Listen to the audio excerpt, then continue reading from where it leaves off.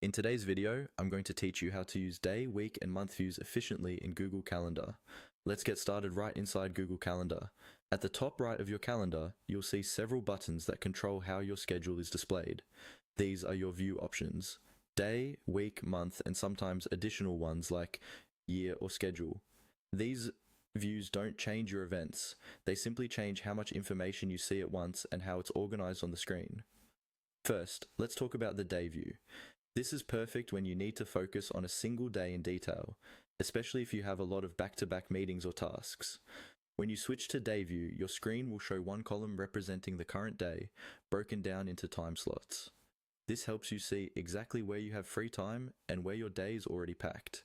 If you're planning a very busy day, use this view to drag events around, extend or shorten them, and really fine-tune your schedule hour by hour. Next is the week view, which is often the most useful for planning. When you click week, you'll see 7 columns across the screen, one for each day. This gives you a clear overview of how your commitments are spread out over the entire week. It's especially helpful when you're trying to balance workload, avoid overbooking on certain days, or find the best time for recurring events. You can click and drag directly in any day's column to create new events and quickly compare your mornings, afternoons, and evenings across multiple days. Now, let's move to the month view.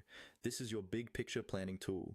Month view shows all your days laid out in a calendar grid, which is great for spotting busy weeks, planning vacations, tracking deadlines, or managing long-term projects.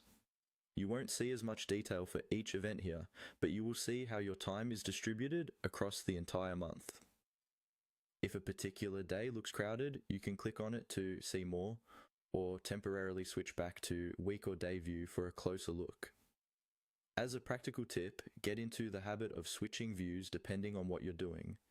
Use month view for long-term planning, week view for organizing your upcoming days, and day view when you need to focus and manage your time precisely.